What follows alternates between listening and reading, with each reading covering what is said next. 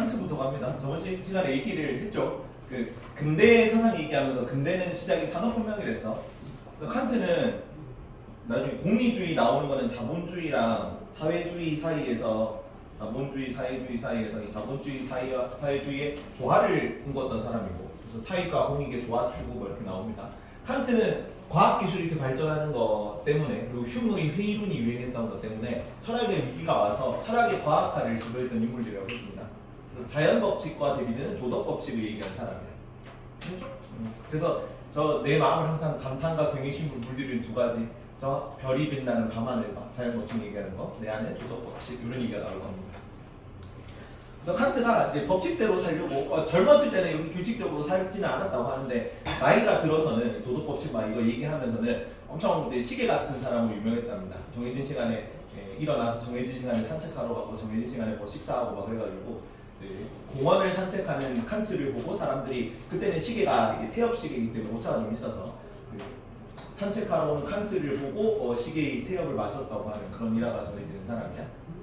그리고 이거는 실제로는 그 대학자거든요. 근데 대학자인데 칸트가 대학 교수로 됐을 때가 53살인가 그래요. 나이가 말년에 53살 때 이제 그 대학 교수로 임명돼가지고 그때 좀 유명해진 사람이라서, 그 유명한데 하여튼 독신으로 늙어 죽었단 말이야. 그러니까 막 여러 가지 썰이 있는데, 이거는 실제로는 그 전에는 가난한 시간 강사 생활 해가지고 결혼할 만한 경제적 여건이 안 됐기 때문에 결혼을 못한 건데, 나중에 사람들이 이제 썰을 풀기로 칸트 성격 때문에 이렇게 결혼을 못했다. 어떤 썰이 있냐면은 되게 신중하고 막 그 법칙 따르고 뭐 이런 사람이잖아요.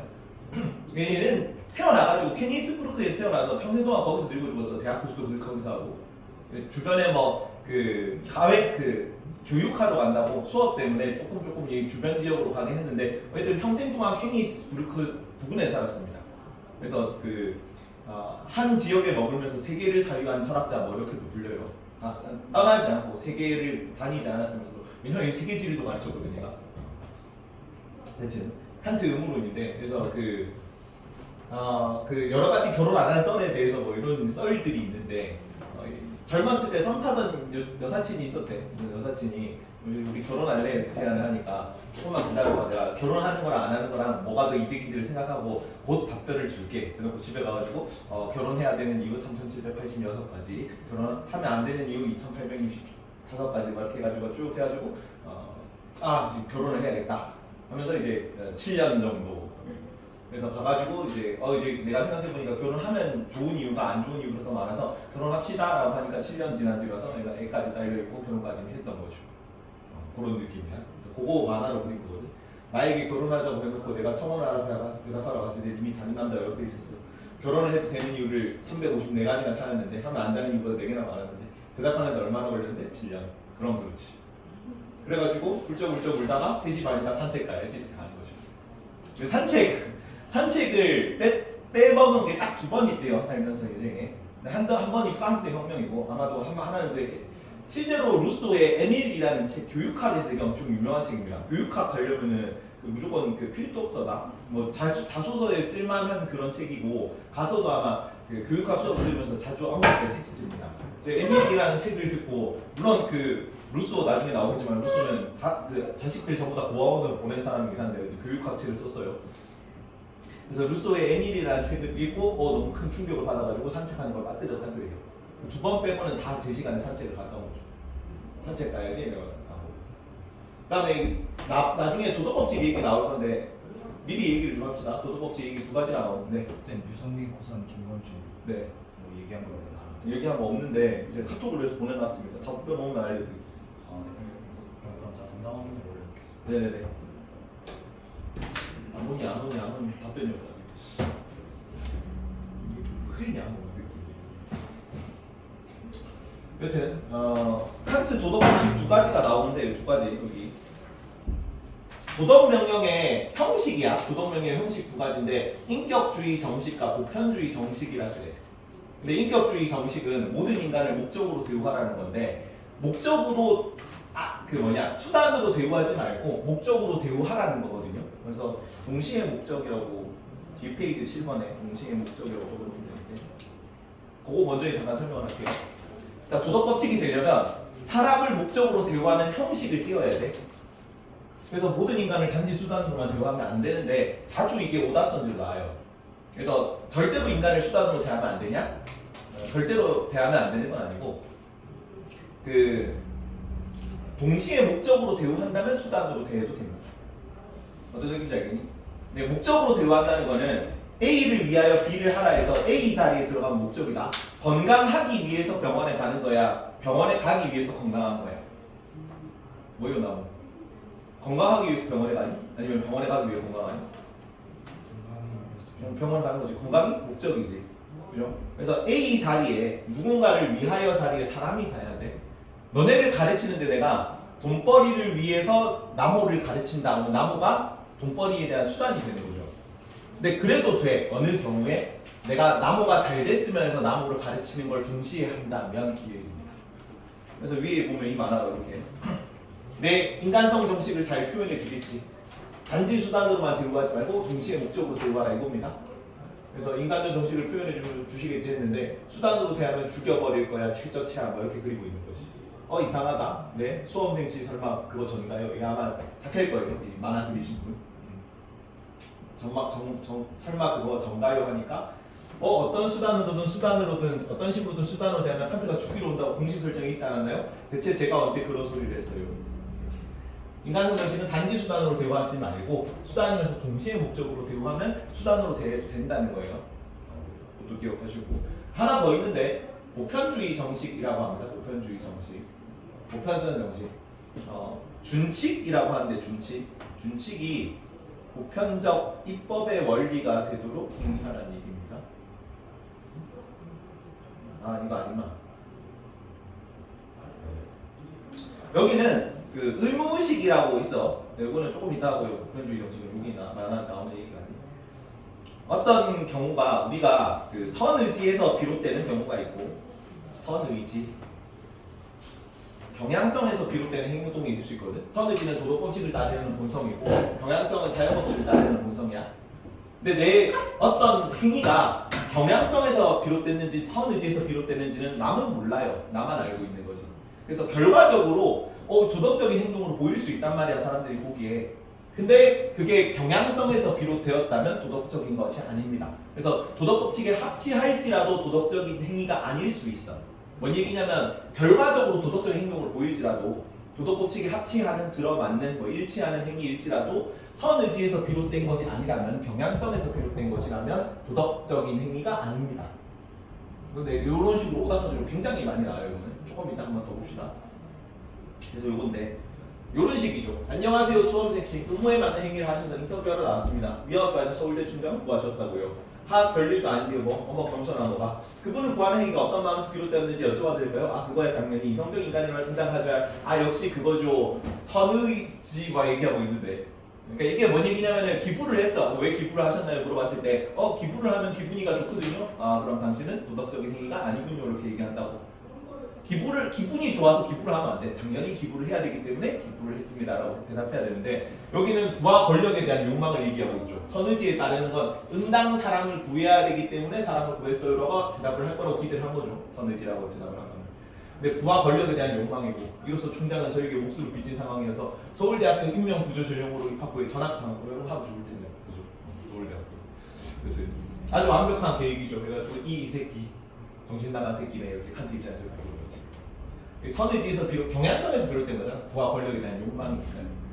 그래서 밑에 의무에 맞는 행위가 모두 도덕적으로 정당한 것은 아니다. 의무에 맞는 행위일지라도 결과적으로 의무 도덕적인 행동으로 보이는 것 같은지라도 자기 자신만 알 수 있는 거야. 선의지에서 비롯된 행동만이 도덕적인 행위예요. 이런 내용이었고, 앞으로 나올 내용을 짧게 해봤습니다. 배경지 심한데 자연법칙과 도덕법칙을 비교한 사람이었잖아요. 그래서 이렇게 보면은 조금 칸트 나오는 용어들이 어떤 배경에 좀 깔려. 왜냐면 자연법칙은 우리가 알죠, 맨날 만류인력법을 알잖아. 만류인력 인과성을 가진다, 관성의 법칙 이런 게 자연법칙인데 이런 거랑 대비되는 뉘앙스로 파악하면 돼, 도덕법칙이라는 건. 그래서 굳이 내가 좀 챗GPT랑 싸워가면서 찾아왔어요.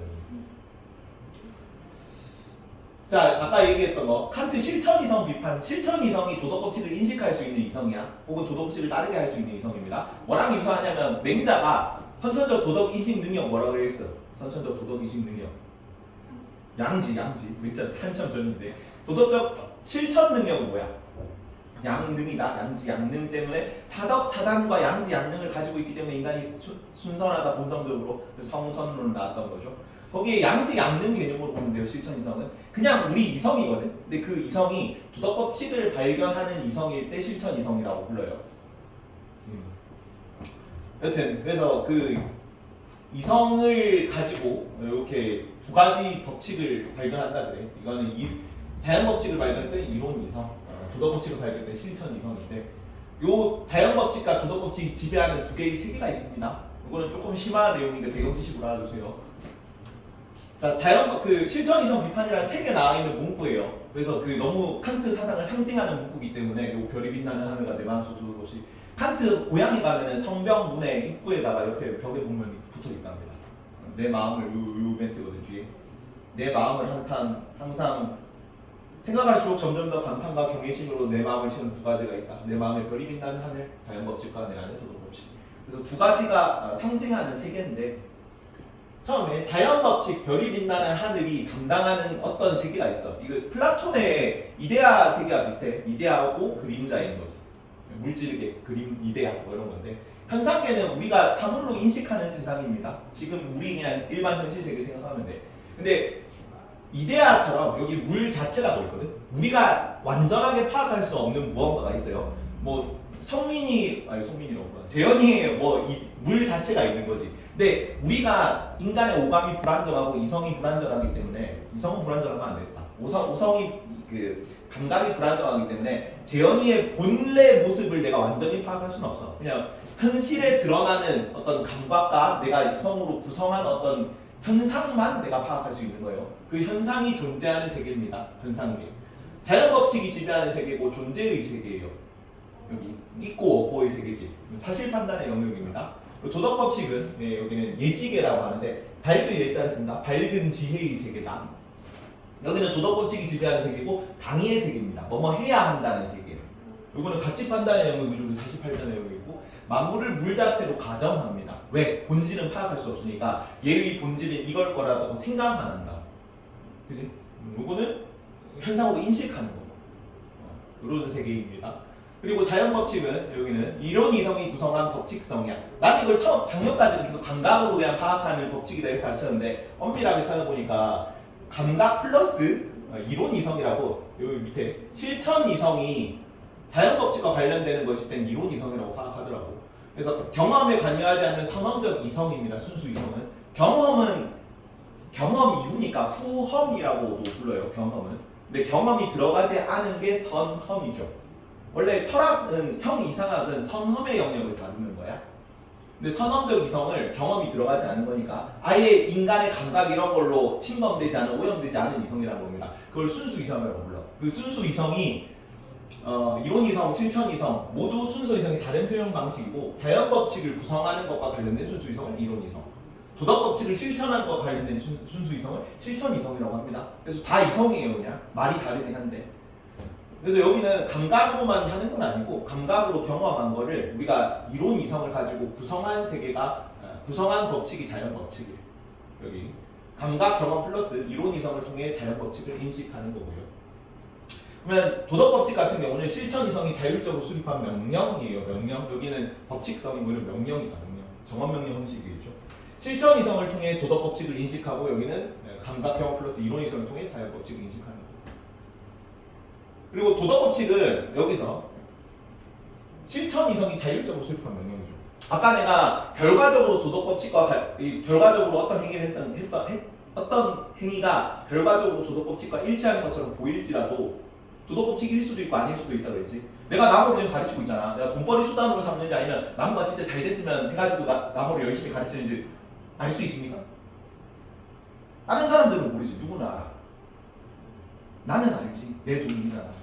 그래서 오직 나만이 알 수 있는 거야. 그래서 뒤에 나중에 칸트 뒤 사람들이, 헤겔 같은 사람들은 야 그거 뭐 객관성과 뭐 이런 게 객관적으로 파악할 수가 없죠. 법칙 얘기하지만 오직 너만 알 수 있는 철학을 어떻게 그 엄밀한 철학이라고 할 수 있어? 그거 애들이나 하는 거 아니야? 애들이 막 어우 나 오늘 착한 길 했어요 이런 철학이잖아. 유아주의적 철학이라고 비판해요. 하지만 칸트는 인간이 그 도덕 법칙을 인식할 수 있는 유일한 존재로서 그 실천 이성을 가지고 있다면 누구나 도덕 법칙을 알 수 있고 제대로 판단할 수 있다고 봤기 때문에 인간은 그 정도로 높게 친 거야. 유일하게 이성을 파악할 수 있고 이성으로 알 수 있고 도덕 법칙을 파악할 수 있으니까. 그래서 자기 스스로 도덕 법칙을 스스로 실행할 수 있다고 봅니다. 그래서 선제가 이렇게 나옵니다. 도덕 법칙의 행위가 스스로 실천 이성이 자율적으로 수립한 명령이기 때문에 칸트는 이성적 존재는 스스로 도덕 법칙의 수립자가 되어야 한다고 주장할까요? 맞을까 재현아? 맞아요. 스스로 수립하는 명령이야 실천 이성이. 그래서 도덕 법칙은 남은 사람마다 다 다를 수 있어. 누군가의 도덕 법칙은 거짓말을 하지 말라. 누군가의 도덕 법칙은 물건을 훔치지 말라일 수 있습니다. 이거를 개인의 좌우명, 뭐 준칙 뭐 이렇게 부르거든요. 그 준칙이 나중에 나오는 도덕 법칙의 정원 명령의 형식을 띠면 전부 다 도덕 법칙이 될 수 있어요. 그래서 나중에 나오는 거 자유의지 이런 거 굉장히 좋아해요. 여기는 긍정적인 뉘앙스로 쓰인다. 자유의지 싫어하는 사람들이 있어서 누가 싫어했니? 자유의지는? 스피노자는 자유의지가 없죠. 자유의지를 부정적으로 보는 사람이 있었잖아. 중세 철학은 자유의지, 그러니까 악이 탄생하는 거는 인간의 자유의지 남용 때문이었잖아. 그치? 거기는 자유의지, 그게 다 구분해야 돼. 여기는 중세 철학은 자유의지를 부정적으로 보고, 그 다음에 스피노자는 자유의지가 없다고 보고, 모든 거는 인간성에 따른 필연적인 거죠. 칸트는 자유의지를 긍정적으로 봅니다. 그래서 도덕 법칙의 예는 여기 자연 법칙의 예는 만류인력의 법칙이나 관성의 법칙 같은 거예요. 그리고 도덕 법칙의 예는 거짓말을 하지 말라, 물건을 훔치지 말라 이런 게 도덕 법칙이야. 자 그리고 이 자연 법칙과 도덕 법칙을 따르려는 의지가 있어. 인간은 이걸 같이 타고 나오거든요. 경향성은 육체가 지배되는 영역이다. 육체에 따르는 영역이야. 그래 선의지는 여기가 영혼 같은 거죠. 우리 영혼의 자유의지, 자유의지에 따르는 부분이 선의지예요. 경향성은 자연 법칙을 따르려는 본성이고 배고픔, 공포, 두려움 뭐 이런 겁니다. 내 타고난 거, 수면력, 성욕 이런 거, 식욕 이런 거 마찬가지. 선의지는 도덕 법칙을 따르려는 본성이고 착하게 살고 싶은 욕구입니다. 이게 정량적으로 따지면 영지의 기호, 형부의 기호야. 동양 철학을 다 가르쳤으니까 이게 비유하기가 좀 쉽네, 편하네. 그래서 이 경향성 같은 거는 육체를 가지고 있는 모든 존재가 가져요. 누구누구가 육체를 가지고 있어. 인간과 동물이 둘 다 가집니다. 욕구에 지배당하는 애들이죠. 형부의 기호니까. 인간과 동물이 둘 다 가지고 있는 기호였잖아요. 그리고 선의지는 모든 이성적 존재자가 가진다 그러는데 이 모든 이성적 존재자는 인간도 이성적 존재자고 신도 이성적 존재자예요. 여기는 완전한 이성적 존재자고 신은 인간은 불완전한 이성적 존재자죠. 그래서 불완전하기 때문에 경향성의 끌림을 받아서 선의지를 가지고 있지만 도덕 법칙을 실현하지 않을 수도 있는 존재예요. 그래서 나중에 도덕 법칙은 명령의 형식으로 있을 겁니다. 여기는 예외가 없어. 근데 여기 예외가 생길 수도 있는 거지. 경향성을 이게 당연한 문제잖아. 예외를 생기면 안 되니까 너 무조건 해야 돼. 그래서 또 정원 명령, 무조건 명령의 형식으로 진행됩니다. 자 그리고 이 경향성을 따르려는 그 충동이 있어. 자기의 동정심, 타율적 의지, 남이 시켜서 하는 거, 난 하기 싫은데 억지로 하는 거. 도덕 법칙은 자율적으로 수립한 의지랬다. 그래서 실천 이성이 자율적으로 수립한 명령이 도덕 법칙인데 남의 명령을 따라서 도덕적인 행동을 해, 남이 시켜서 도덕적인 행동을 해, 그것도 경향성의 지배받는 거야. 타율적 의지도 경향성이고. 그래서 선의지보다 경향성을 따르려는 충동 이런 겁니다. 그리고 의무의식은 경향성보다 선의지를 따르려는 의무감 이런 게 의무의식이야. 그래서 거의 유사한 맥락으로 쓰여요. 의미 자체는 완전 같지는 않지만 선의지나 의무의식이나 경향성이나 자기의 동정심, 타율적 의지 뭐 이런 게 비슷한 맥락으로 쓰입니다. 자 그러면 이제 이 도덕 법칙, 자연 법칙은 어떤 형식을 띠냐면 자연 법칙은 필연성의 형식을 띠어요. 여기는 뭐뭐 하게 된다고 사실 영역입니다. 반드시 필연성이니까 반드시 일어나는 거여야 법칙이다. 만류인력 법칙, 모든 존재는 무조건적으로 예외 없이 서로를 끌어당기죠. 그치? 사과가 땅에 떨어지는 거는 사과도 사실은 지구를 끌어당기는 거잖아. 다만 질량이 아주 작기 때문에 거의 지구를 못 끌어당기고 지구가 사과를 아주 많이 끌어당기기 때문에 사과만치 떨어지는 것처럼 보이는 거죠. 그래서 모든 존재는 다 끌어당기는 거고, 그리고 뭐 관성의 법칙도 쭉 뭔가 외력이 없다면 계속 자기 형태를 유지하려고 그러죠. 그래서 우주에는 한번 던지면 끝까지 가잖아. 외력이 작용하지 않기 때문에. 그래서 예외가 없이 필연성을 띄어요. 그리고 도덕 법칙 같은 경우는 아까 경향성이 이끌릴 수 있는 존재이기 때문에 정원 명령, 무조건 명령의 형식을 띈다 그랬죠. 도덕 법칙은 여기 뭐 거짓말하지 말라. 그다음에 여기는 물건 훔치지 말라 이런 게 나온다. 그래서 명령의 형태고요. 뭐 해야 한다. 당위 차원의 문제. 자 그리고 요 필연성의 형식을 띄려면 자연 법칙들은 이런 요건들을 만족해야 돼. 여기도 정원 명령의 형식을 띄려면 이런 요건들을 만족해야 됩니다. 이게 내 어떤 개별 사건들을 막 관찰해 반복된 사건의 관찰인데 그 가설이 자연 법칙이 되려면 이런 걸 다 만족할 때 그걸 자연 법칙이라고 불러. 여기도 어떤 내 개인의 행위 원칙, 준칙이 보편성, 인격성, 정식 같은 이런 정원 명령의 형식들을 다 띌 때 그걸 도덕 법칙이라고 불러. 필터 같은 거면 필터 밑에 보면은 경험적 규칙 중 경험적 규칙 사실 이런 거 내가 경험을 해가지고 뭐 여러 가지 쭉 이렇게 반복돼서 관찰되는 것 같아. 그 중에서 무예성, 인과성 이런 걸 띄는 게 자연 법칙이야. 여기도 내 개인의 준칙, 주관적 행위 원칙입니다. 좌우명 같은 거. 이런 거를 이제 내 좌우명 중에 정원 명령의 형식을 띄는 거. 보편주의 정식, 인격적 정식의 필터를 통과한 걸 도덕 법칙이라고 합니다. 두 가지는 별이죠, 별.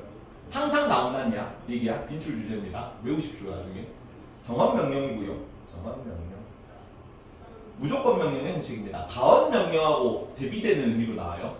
가원할 때 가는 가짜가 거짓 가짜. 이렇게 쓰는데 가짜를 좀 알아두면 좋긴 한데 좀 좀 어려워서. 가원 명령은 요 가짜고 거짓 가짜. 정원 명령은 발을 정자 씁니다. 정원은 진짜 명령이고 정원 명령. 가원 명령은 가짜 명령이라는 얘기죠. 정원 명령. 그래서 필연성의 원칙이 이런 거야. 무예외성을 띈다. 모든 법칙은 예외가 없이 자연 법칙에 자연 법칙에 따라 무예외성을 띄어서 예외 없이 발생하는 거죠. 그래서 뭐 물이 100도에 끓는다 하면은 누구는 99도에 끓고 누구는 101도에 끓지 않잖아. 반드시 100도에 끓는 거 예외가 없다. 그리고 인과성은 모든 변화는 원인과 조건에 따라서 100도를 딱 맞추고 뭐 대기압 딱 항상 같은 걸로 상정하고 그랬을 때 예외 없이 발생한다는 거예요.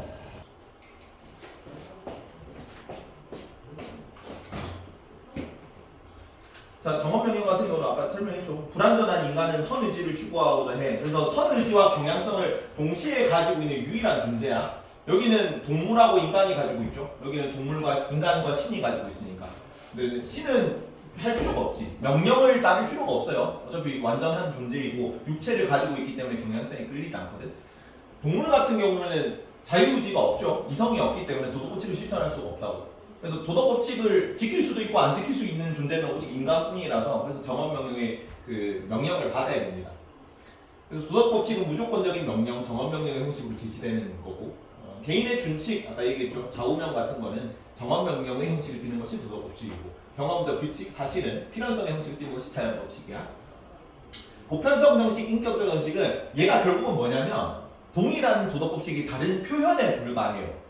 그래서 애들이 이거 처음 보면은 조금 이게 왜 그럴까라고 막 하는데 이게 정답선대로 나온다. 23년 9월에 그리고 이거는 참고로 가져왔는데 모평은 그러니까 너네가 수능을 어쨌든 윤사를 볼 수도 있고 안 볼 수도 있고 다른 과목도 수능 과목 볼 거 아니야. 그럼 너네가 수능 과목을 공부할 때 최우선으로 봐야 될 가장 연관성 높은 텍스트는 무조건 9평이랑 6평이다. 그 평가원에서 나온 선지는 23년에 22년도 9월달이야. 22년도 9월달에 나온 선지가 22년도 수능에 나왔어요. 그대로 이게 똑같이 선지가 출제된 거를 내가 확인해서 같이 넣어놨거든. 그러면은 6평, 무평은 무조건 2번, 3번 이상 봐야 돼요. 그 텍스트가 바로 수능에 나올 수도 있기 때문에. 그 다음으로 잘 봐야 되는 텍스트가 그 EBS 수특이라는 수완입니다. 그거 먼저 풀고 올해 수특 수완 작년 거 말고 작년 거에 참고로만 푸는 거고 문제집은 괜찮거든요. 작년이든 재작년이든 그 재작년이든. 근데 거기 나오는 선지가 그대로 수능에 나올 수 있는 텍스트가 수특 수완이에요. 그 해 수특 수완. 그거는 무조건 올해 1월이 조금씩 나올 거 다음 주에 아마 나올 거예요. 수특은. 수특 사고 그다음에 6월쯤 7월쯤 수완이 나오거든. 그거 두 개는 꼭 사서 거기도 한 2번 정도는 푸세요. 문제집도 괜찮고 맨날. 하여튼 뭐 이런 게 있었고 요 22년에 딱 나왔던 선지거든요. 23년 9월이니까.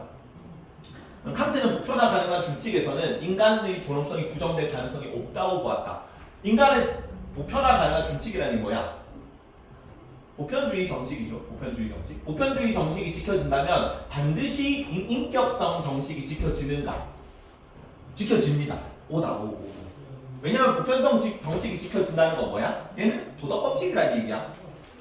도덕법칙이고, 그러면 인간의 존엄성이 부정될 도덕법칙이라는 얘기는 무조건 인격성 정식을 만족하는 거죠. 그러니까 동일한 도덕법칙의 다른 표현에 불과하기 때문에. 그래서 이것도 내가 사실 좀 애매해가지고 이게 필요 조건, 충분 조건 이게 범위가 만족하나 해가지고 이 내용을 찾아왔거든요. 그러니까 이렇게 나오더라고. 어디 있지? 저기 저 뒤에 가면 83쪽에 83번 문제 가면 이렇게 돼 있거든요. 보편성 정식과 인간 정식은 서로 다른 표현이지만 동일한 도덕법칙을 드러내는 것. 따라서 어떤 준칙이 도덕법칙이 될 수 없다면 그것은 동시에 인간성을 단순한 수단으로만 대우하게 되고 반대로 인간성을 언제나 목적으로 존중한다면 그 준칙은 보편화될 수 있다. 그러므로 한 정식만 만족하고 다른 정식을 만족하지 못하는 경우는 있을 수가 없대요. 이게 서울대 사상연구소에서 올린 해제에 나온다고 합니다. 그러니까 둘이 그냥 동일한 걸로 보세요. 필요 충분 조건으로 봐도 될 것 같습니다. 되죠? 그러니까 뭐냐면 나중에 나오겠지만 보편주의 정식이라는 거는 내가 이걸 적용했을 때 모순이 발생 안 해야 되거든. 내가 맨날 예를 드는 게 이런 게 있어. 칸트가 실제로 든 예는 이런 거거든요. 거짓말을 하지 말라잖아. 거짓말을 하지 말란데 누가 거짓말을 한다라는 걸 준칙으로 보편화해. 모든 사람들이 거짓말을 하면 거짓말이라는 용어가 성립할 수 없어서 거짓말을 할 수가 없어. 모순이 그러니까 문제가 발생하면 안 된다는 거야. 내가 이걸 모든 사람에게 적용했을 때. 그리고 도둑질 같은 거 해야 되는데 도둑질을 만약에 모든 사람이 도둑질을 해 이걸 보편화해 그러면은 사유재산이라는 개념이 성립할 수 없어서 도둑질을 할 수가 없어. 내가 예를 드는 거는 애들이 지각할 때마다 뺨을 쳐. 내 준칙이잖아. 내 준칙. 애들이 지각할 때 나는 학생들 뺨을 친다. 그러면 학생들이 학원을 안 다닐 거 아니야. 학생들이 학원을 안 다녀서 모든 강사들이 학생들 뺨을 치면 학생들이 학원을 안 다녀서 학생들 뺨을 칠 수가 없어. 그래서 학생들 뺨을 친다는 도덕법칙이 될 수 없다. 뭐 이런 느낌이거든. 근데 이 인격주의 정식은 오로지 목적으로만 대우한다는 거잖아. 그지? 다른 거는 약간 이상적이고 도덕적이고 모든 사람들이 서로를 목적으로 대해야 되는 거는 목적의 왕국 정식이라고 따로 있어요. 근데 오로지 목적으로만 대우하는 거는 사실은 가족밖에 없어. 너네 부모님들이 너네를 무언가를 원해서 물론 뭐 성적 잘 받아오고 막 이런 거지 그걸 원해서 투자 개념으로 하는 거지만 하여튼 너네가 잘 됐으면 해서 투자를 해주는 거란 말이야. 그지? 근데 만약에 인격주의 정식을 만족하지 않는 무언가를 보편화하잖아. 그러면은 애초에 사회가 성립할 수가 없어요. 가정이 목적주의 정식이 인격성 정식을 가장 만족하는 거거든. 근데 단지 수단으로만 대우하는 형식은 가족이 없어져야 돼. 그치? 그래서 인격주의 정식을 만족하지 않는 정식을 보편화하면은 사회가 존재할 수가 없어. 그래서 그냥 둘이 필요 충분 조건으로 봐도 될 것 같습니다. 어떤 느낌인지 알겠죠? 그래서 막 혼자서 이걸 좀 맞나 이 선지랑 해석이 안 돼서 좀 고민을 하다가 내가 내린 결론은 이 사회가 유지되려면 무조건 누군가는 인격성 정식을 만족해야 돼. 부모님이 너네를 수단으로 대우하는 경우도 있지만 동시에 어쨌든 너네가 목적으로 대우되는 거잖아. 동시에 목적으로. 그러면 오직 수단으로 대우하는 경우는 가정이 없어야 돼. 그걸 보편화할 수가 없다고. 그래서 도덕법칙은 이거 두 개를 동시에 만족하는 개념인 것 같습니다. 넘어가고요. 여기 배경지식 이거 하면 이제 어차피 밑에 나오는 내용은 다 나왔어요. 그래서 요거 그냥 같이 복습하면 돼. 이거 두 개는 외워라. 이거는 아주 중요한 개념이라 가지고 맨날 객관식이든 주관식이든 문장 통째를 외워야 된다. 보편성 정식은 준칙, 개인의 행위 원칙은 보편적 입법이 원리가 되도록 행해야 된다.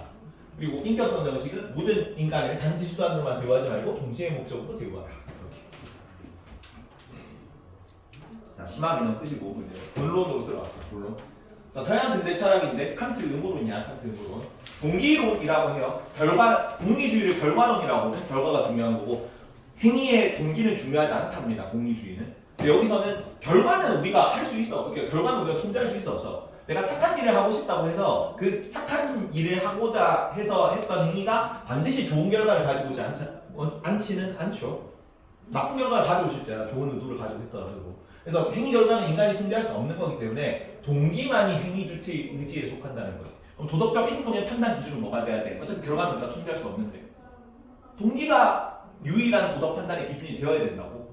동기만 우리가 스스로 결정할 수 있는 거잖아요. 그래서 선의지만이 선하다. 도덕 법칙을 따르는 의지가 선의지랬죠. 그래서 선의지를 따르는 행위 동기만이 선하다라고 얘기를 해요. 동기가 결과보다 중요한 겁니다. 선의지는 어떤 행위가 옳다는 이유만으로 실천하는 자유의지고 도덕 법칙을 따르는 의지 생각하면 돼요. 경향성은 자연 법칙을 따르려는 의지, 욕구에 충실하려는 의지고 도덕 법칙을 따르려는 선의지는 도덕 법칙을 따르려고 하는 의지지. 다음 의무의식에서 아까 얘기했죠. 의무의식, 의무감이다. 의무감. 선의지를 따르려는 의무감. 경향성을 따르려는 의무감이 뭐 욕구, 뭐 배고픔 이런 거고 선의지를 따르려는 의무감이 의무의식. 의무의식에서 비롯되지 않은 행위는 의무에 부합하더라도 도덕적이지 않습니다. 의무의식은 뭐를 극복하려는 마음? 경향성을 극복하고 경향성. 선의지를 따르려는 마음이야. 개인의 만족감이나 동정심에 의한 기부는 도덕적이지 않은 거죠. 도덕 법칙에 대한 존경심 때문에 기부해야 되는 겁니다. 그래서 이거는 경향성이다. 만족감, 동정심 이런 거. 그리고 경향성은 동물도 가지지만 선의지는 인간만 지녀서 따라서 인간다운 삶은 어떤 거야? 도덕 법칙을 따르는 삶이지. 욕구에 충실한 경향성을 따르는 건 동물도 할 수 있는 거잖아. 선의지를 따르는 건 오직 인간만 할 수 있는 거지. 그렇기 때문에 인간다운 삶, 네가 인간답게 살고 싶어. 그러면 도덕 법칙을 따라야 되는 거야. 그래서 도덕 법칙을 따르는 의무가 있기 때문에 의무론으로 이어지는 거죠. 이게 동기론이. 밑에 그래서 의무론입니다. 아까 얘기했던 것 생각할수록 감탄과 근심으로 마음을 채우는 두 가지 별이 빛나는 하늘과 내 안의 도덕 법칙. 예. 그 도덕 법칙인데요. 이성적 존재가 따라야 할 절대적, 보편적, 객관적 실천 법칙을 도덕 법칙이라고 해요. 4번 도덕 법칙. 도덕 법칙. 도덕 법칙은 누가 수립한 법칙?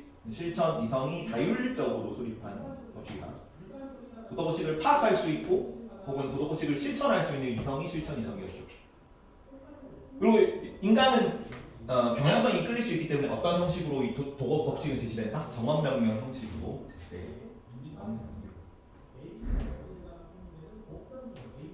아까 여기 실천 이성과 여기 똑같죠. 5번, 5번, 6번, 6번이라서 실천 이성은 마땅히 해야 할 바를 스스로 의지로 결단하는 능력. 그냥 도덕적 실천의지를 규정하는 이성 이렇게 수특 용어라서 그냥 어렵게 나온 거고 용어가 그냥 도덕 법칙을 인식할 수 있는 이성, 실천할 수 있는 이성 하면 됩니다. 자연 법칙을 실천할 수 있는 이성이 아까 이론 이성인데 그건 안 나오고 그냥 감각 경험을 가지고 자연 법칙은 인식하는 거고 도덕 법칙은 이성을 이성으로 인식하는 이성을 실천 이성이라고 하는 거고. 다음 무조건 명령, 정언 명령이죠. 가업 명령 반대말이고 여기는 조건 명령이기 때문에 뭐뭐 한다면 뭐뭐 하라. 근데 여기는 도덕 법칙이기 때문에 예외가 경향성에 이끌리기 때문에 예외가 있을 수 있지만 예외가 없어야 된다는 거야. 당위의 차원에서. 그래서 조건을 달면 안 돼. 뭐뭐 한다면 뭐뭐 하라. 여기 그래서 거짓말을 하지 말라잖아. 뭐뭐 한다면 거짓말을 하지 말라가 아니죠. 학생이라면 공부를 해야 된다. 이거는 가업 명령이고 그냥 공부를 해야 된다. 이게 정언 명령이다. 뭐뭐 하면 뭐뭐 하라. 그냥 하라죠. 정언 명령. 그냥 하라. 그리고 이 정언 명령을 띠는 형식이 두 가지가 있어요. 정언 명령 별표처럼 쪽이 아주 중요합니다. 아주. 정언 명령 정식이고요. 정언 명령 정식. 그리고 정식은 공식이라고 그냥 비스무리하게 생각해라. 공식 혹은 형식입니다. 일정하게 정한 방식이나 격식을 정식이라고 해요. 그래서 뭐 함수 무슨 공식에 딱 들어가 넣었는데 이게 뭐 함수를 이렇게 딱 처리가 돼서 만족하면 도덕 법칙이 되는 거죠. 정언 명령을 필터를 거치는. 두 가지 있었는데 내 의지의 준칙이 언제나 동시에 보편적 입법의 원리가 되도록 행위하라. 뭐였어요? 보편적 입법의 원리가 되도록 행위하라는 게 보편주의 정식이고요. 보편주의 정식 혹은 보편성 정식이라고 합니다. 보편성 정식. 그리고 너 자신을 포함한 모든 사람의 인격을 단지 수단으로만 대우하지 말고 동시의 목적으로 언제나 동시의 목적으로 대우하라. 동시의 목적. 이게 인격성 정식 혹은 인격주의 정식이다. 단지 돈벌이를 위해서 강의한다. 이건 안 되고 돈벌이를 위해서만 강의하는 건 안 돼. 근데 돈벌이를 위해서 강의하는 거 플러스 학생들의 미래를 위해서 같이 강의하는 건 괜찮아. 얼쏘죠. 또한 학생들의 미래를 위해서 강의할 수 있는 거죠. 칸트는 인간의 다른 이성 존재들을 결코 수단으로 대해서는 안 된다고 봅니까? 그건 아니지. 결코 수단으로 대우하지는 수단으로만 대우해서는 안 되는 거고 수단으로 대우해도 되는 거지. 그래서 결코 수단으로 대해서는 안 된다는 건 아닌 거죠. 동시에 목적으로 대우한다면 수단으로 대해도 됐다는 거니까. 그래서 봅니다. 이건 X죠. 결코 수단으로 대해서는 안 된다고 보지 않았습니다. 다음 행복론인데 여기는 그 생명보다 내용이 좀 많다. 왜냐면 윤사가 칸트 사상, 뭐 공리주의 사상 이런 거는 윤사가 메인이죠. 생명은 그냥 그 고전 앞에 나왔던 내용들은 그 이론 규범 윤리학이잖아. 이론 규범 윤리학 내용을 1단원에 몰아놓은 거예요. 생유는. 그래서 여기가 조금 더 범위가 많은데 행복이란 자신의 복지와 처지에 대한 만족을 행복이라고 합니다. 복지, 처지에 대한 만족. 이게 엄청 그렇게 중요하게 보진 않아. 칸트는 이 행복이라는 단어를. 공리주의는 굉장히 중요하게 봐요. 공리주의는 행복이 목표라고 인생의 목적이기 때문에. 도덕적 행위는 개인의 행복과 무관합니다. 그래서 도덕 법칙을 따르는 게 행복이고, 도덕 법칙을 따르는 게 그 도덕성이고 도덕적 행위인 거고, 행복은 그냥 도덕적 행위랑은 별개예요. 그냥 내가 도덕 법칙을 따르면은 나는 행복해도 되는 자격이 있는 거야. 그 정도 개념으로 보기 때문에. 자, 도덕은 그 자체로 목적이고, 행복을 위한 수단이 될 수 없어요. 수단이 될 수 없다. 근데 공리주의는 도덕적 행위는 개개인의 행복 총합이 뭐라 그래요? 공리의 원리잖아. 최대다수 최대 행복. 그걸 증진시키는 것이 도덕적인 행위다. 공리주의에서는. 그리고 도덕은 행복을 위한 수단이 될 수 있습니다. 그러면 칸트 보고 왜 도덕적으로 살아야 돼? 우리가 법칙이니까 명령에 따라야 되니까 그냥 해야 하는 거지. 정업 명령이니까 이렇게 대답할 거고, 왜 공리주의 보고 왜 도덕적으로 살아야 돼? 이렇게 하면 그것이 우리 전체의 이익을 혹은 우리 전체의 쾌락을 더 많이 증진시켜 줄 거니까. 그래서 도덕적으로 사는 게 우리한테 좋은 거라서 도덕적으로 사는 거야. 이게 공리주의 입장인 거지. 그리고 행복과 도덕이 뭐 할 수 있냐면 양립 가능합니다. 혹은 뭐 병행 가능해요. 공리주의랑 교집합이다.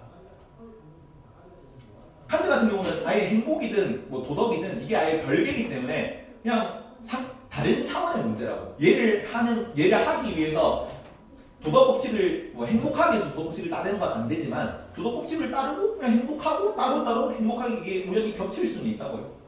여기는 자격이 주어지는 거지. 도덕 법칙을 따르는 사람만이 행복할 자격. 그럼 행복해도 된다는 거잖아. 법칙이 우선한다. 법칙이 더 우선되는 목적이에요. 다음, 요거는 생윤에는 안 나오는 건데 여기는 현대 칸트주의로 계승되는 게 나와요. 규칙 공리주의 같은 개념이에요. 거기도 공리주의가 한계가 많아가지고 뭐 이런 거 나오죠. 공리주의의 한계에서 너무 비효율적이고 우리 도덕적 상식과 일치하지 않는 가능성이 있고, 그래서 규칙 공리주의 막 나와가지고 규칙을 정하잖아. 그런 것처럼 칸트는 무슨 문제가 있었냐면은 당연히 따라야 될 도덕 법칙을 설정하고 거기에 대한 의무를 다하라는 거거든, 무조건적으로. 근데 그러면 의무끼리 충돌할 때 어떻게 해야 되는가에 대한 답을 안 내줘요. 칸트는 얘기를 안 하거든. 그래서 이게 조금 너무 현실성이 떨어지지 않나? 너무 이상주의적이다 이런 평가를 받았단 말이야, 당대에도. 그래서 그거를 좀 해결하기 위해서 로스라는 사람이, 롤스 아니에요. 로스, 얘는 영국인이에요. 영국인. 롤스는 미국인이고, 로스라는 사람이 조건부 의무론이라는 걸 가져왔어요. 조건부 의무입니다. 혹은 직관적 의무론이라고 해요. 왜 직관적 의무냐면 어떤 둘 중에 하나가 더 우선하는 거를 직관을 통해서 파악할 수 있다고 해요. 딱 보면 척으로 지금은 이게 더 중요하니까 이걸 해야겠다. 그래서 어떤 의무가, 원래 의무는 강제적으로 무조건적으로 따라야 되잖아. 어떤 의무는 유배될 수 있어요. 유보될 수 있어요. 미뤄질 수 있다. 칸트 의무론에 대한 비판입니다. 도덕적 의무관 상충 문제에 대한 해결책을 제시하지 못했어.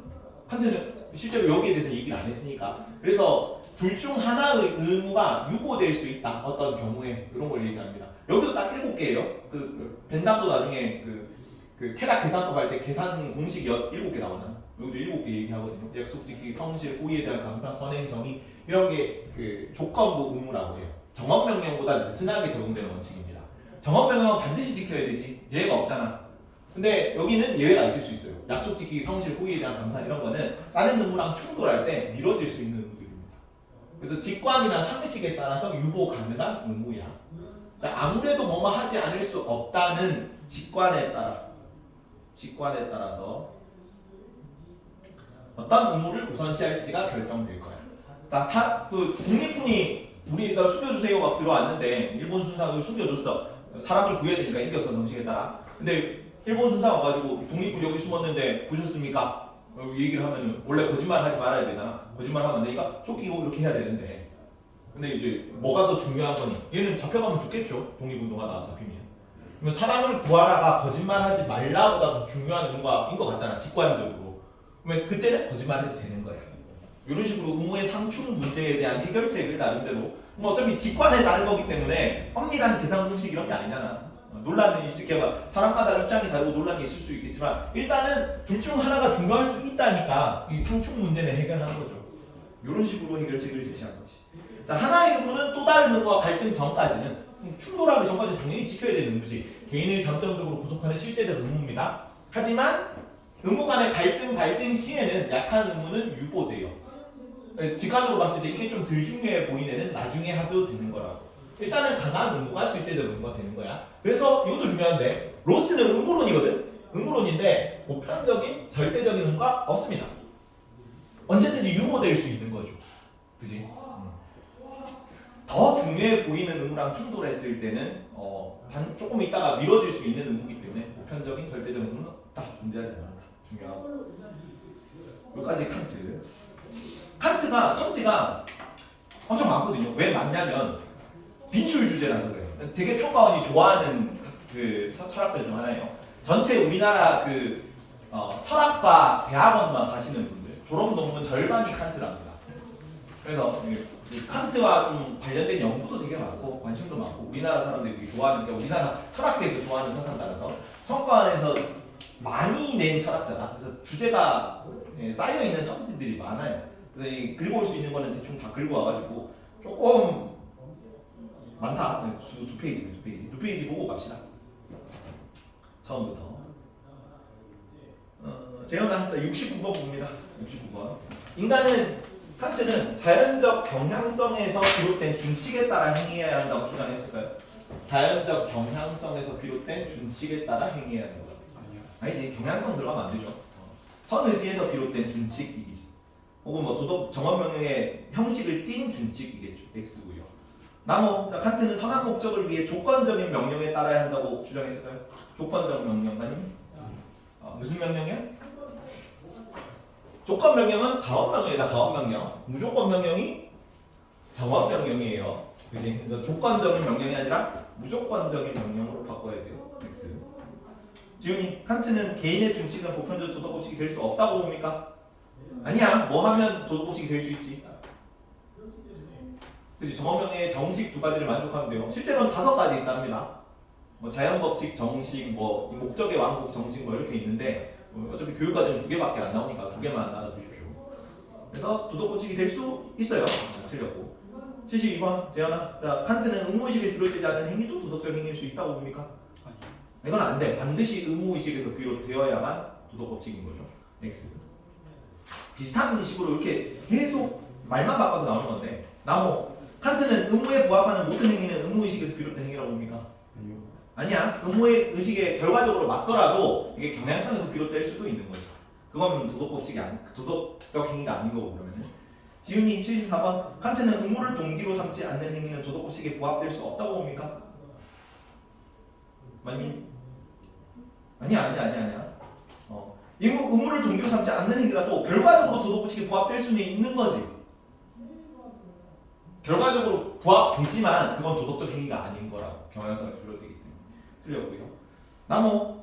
칸트는 행위가 도덕법칙에 들어맞으려면 그 행위는 같은 말이야. 전부 다 같은 말인데 전부 다 보편주의 의무의식에서 비롯된 게 도덕적이다 그 얘기하고 있는 건데 이런 식으로 말을 많이 바꿔서 내요. 좋아하는 이 선지들이다 이런데 평가원 스타일. 자, 칸트는 도덕법칙에 들어맞으려면 그 행위는 도덕적이어야만 한다고 보았습니까? 아니지. 도덕법칙에 들어맞더라도 그 행위가 도덕적이지 않을 수 있는 거지. 경향성이 비롯되었다면. 그래서 이것도 X입니다. 76번 재현아. 칸트는 행위자의 성품을 기준으로는 언제 배웠어 이게? 행위자의 성품을 기준으로. 아리스토텔레스가. 행위자 뒤에 나오는데 행위자 중심윤리, 행위 중심윤리 나오거든. 비교해서 나왔는데 정윤리에서 행위자가 중요해요. 행위는 없어. 보편적 도덕적 행위는 없다고 그때 아리스토텔레스 때 가르쳤죠. 그거 얘기하는 겁니다. 행위자의 성품을 기준으로 행위의 도덕성을 판단한다고 보는 거는 덕윤리다, 덕윤리. 그래서 생륜 문제가 이렇게 많이 나와요. 생륜의 파트 내용 나와서 끌고 온 건데. 넘어가서 77번. 지훈이 77번. 칸트는 자연적 경향성을 극복하여 자유의지에 따라 행동할 것을 강조합니다. 맞니? 맞아요. 자유의지 긍정적으로 본다 그랬다. 의지가 자유의지가 선의지다. 선의지에 따르는 것. 자율적으로 수립한 명령이 정명령. 나무 78번. 칸트는 이성적 존재는 스스로 도덕의식 수립자가 되어야 한다고 주장했나요? 맞지? 아까 자기 도덕의식은 자기가 세우는 거랬어. 행위자가. 재영이 칸트는 도덕적 판단이나 행위의 원천은 이성이어야 한다고 봅니까? 네. 이거는 실천 이성이다. 실천 이성. 그냥 도덕법칙과 관련된 순수 이성이 실천 이성이었던 거죠. 다 같은 말이다. 순수 이성 얘기하는 건데 자연법칙 파악할 때는 이론 이성, 도덕법칙 판단할 때는 실천 이성. 80번 지훈이 칸트는 의무로부터의 행위는 욕구 능력의 대상과는 무관하게 행위를 일어나게 된 의욕의 원리. 말이 좀 어려운데 해석해 봅시다. 의무로부터의 행위는 의무식에서 비롯된 행위죠. 욕구 능력의 모든 대상들과는 무관하게 행위를 일어나게 한 의욕의 원리. 이게 뭘까? 자, 욕구 능력의 모든 대상들과 무관해요. 무관해. 그러면 경향성에서 비롯된 거니 아니니? 아니지. 욕구 능력 이게 욕구라는 게 경향성이잖아. 그거와 무관하게 선의지에서 비롯된 의욕의 원리입니다. 여기 욕구 능력의 대상들과 무관하게 행위를 일어나게 된 의욕의 원리 말이 긴데 그냥 선의지에서 비롯된 행위라는 뜻이야. 의 원리에 의존합니까? 그지? 의무로부터 비롯된 행위는 선의지에 의존하는 거죠. 그래서 옵니다. 그러니까 같은 말인데 다 내용이 어려운 게 없죠. 내용이 어려운 게 아닌데 이런 식으로 말을 열심히 많이 꼬아낼 거야. 그래서 사실은 제일 힘드신 분들은 같은 용어를 가지고 이런 식으로 말을 꼬아내는 그 평가원 문제 출제하시는 분들이 굉장히 힘들 겁니다. 81번 나무. 칸트는 인간은 다른 이성적 존재들을 결코 수단 아까 했죠. 결코 수단으로 대하지 않는 건 아니야. 수단으로 대해도 되는데 동시에 목적으로 대하면 되는 거죠. X. 한 번 더 하세요. 칸트는 이성적인 존재는 자연법칙의 지배를 거부하고 도덕법칙에만 스스로 복종해야 한다고 보았습니까? 아니야. 자연법칙은 거부할 수가 없어. 그리고 육체를 타고 난다면 무조건적으로 자연법칙에 그 종속될 수밖에 없는 겁니다. 그래서 거부하는 게 안 돼. 거부할 수가 없는 거. X 틀렸고. 재현이 칸트는 보편화 가능한 준칙에서 이것도 했죠. 부정된 가능성이 없지 않아. 같은 말인데 같은 말. 다 똑같은 도덕법칙이라고. 하나 더 하십시오. 휴미랑 칸트 공통점이네. 재현이. 자, 이성은 인간이 도덕적 행위를 하는데 기여할 수 있습니까? 네. 맞아. 휴은 언제 기여하는 거랬어요? 휴은 이성이 무슨 역할을 해? 감정을 드러내는 역할. 감정에 정보를 제공하는 역할. 그지? 그래서 그 봉사하는 역할을 해요. 감정에게 봉사하는 역할 뭐 이런 거. 정보를 제공하면서 감정의 도덕 판단을 내리는데 기여하는 거고. 이성은 칸트는 실천 이성 얘기하는 거죠. 도덕법칙을 파악하고 행동할 수 있게 하는 이성이니까 당연히 도덕적 행위를 하는데 기여할 수 있습니다. 지훈이 아리스토텔레스가 칸트를 비판합니다. 자연적 감정에서 비롯된 행위도 도덕적 가치를 가질 수 있을까요? 자, 아리스토텔레스 입장에서 자연적 감정에서 비롯된 행위는 어떤 거가 될 수 있지? 이거 품성적 덕이에요. 품성적. 자연적 감정에서 비롯된 행위, 품성적 덕으로 중용을 실천하고 그런 겁니다. 그럼 품성적 덕을 가지고 실천하는 행위가 도덕적 가치를 가질 수 있지 당연히. 그러면 칸트 입장에서 자연적 감정에서 비롯된 행위는 뭐야? 뭐에 따르는 겁니까? 경향성에 따르는 거지. 경향성에 따르는 행위는 도덕적 가치를 가질 수 없죠. 없잖아. 그지? 그래서 아리스토텔레스가 칸트를 이렇게 비판할 수 있지. 야, 품성적 덕도 자연적 감정에서 비롯된 행위인데 그건 도덕적 가치를 가질 수 있어. 너는 경향성으로 보니까 경향성은 도덕적 가치를 가질 수 없다고 보잖아. 그거는 내 생각엔 틀린 것 같아라고 비판하는 거죠. 그래서 옵니다. 이런 식으로 문제가 나오면 좀 어려워요. 그러니까 이성법까지. 근데 뭐 이런 식으로 문제가 종종 나오기 때문에 특히나 저 사회사상 파트에서는 앞에 나와있던 사상가들이 다 나오거든요. 엉망진창으로 막 섞여 나오고요. 이제 이상국가론 할 때 베이컨 나오고 뭐 노자, 뭐 공자, 뭐 마르크스 막 다 나와가지고 막 이러고 있거든. 이런 내용이었고 공리주의로 갑니다. 공리주의로 칸트까지 봤고. 자, 칸트는 결과론이랬죠. 결과론. 근데 벤담은 쾌락에 질적 차이가 없다고 봤어요. 질적 차이가 없다는 건 뭐냐면 그때 당시가 산업혁명 시기가 진짜 노동자들이 살기 힘들었던 시기거든요. 그러니까 우리나라가 한때 전 세계 노동시간 탑을 찍은 적이 있었거든. 근데 지금은 이제 멕시코한테 추월 당했습니다. 근데 왜 추월 당하고 왜 중국은 요새 막 이런 거 해.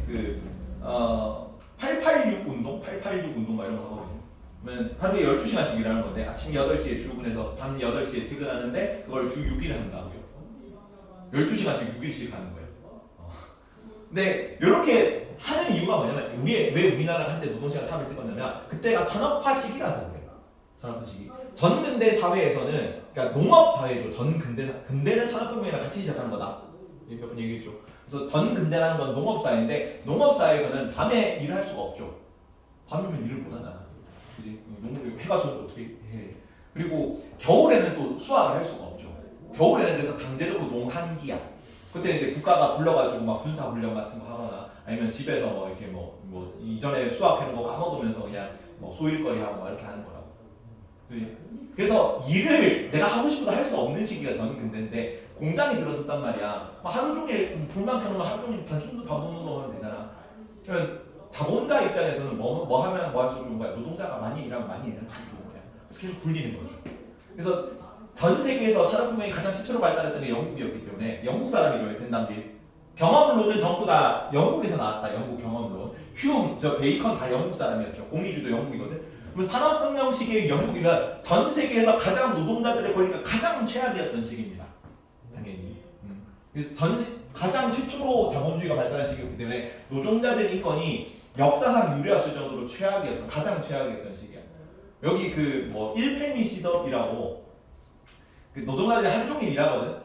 거기 막 시위했다 그랬잖아. 하루 12시간 노동을 보장하라 막 이렇게 시위하고 그랬거든. 왜냐면 16시간씩 시켰으니까.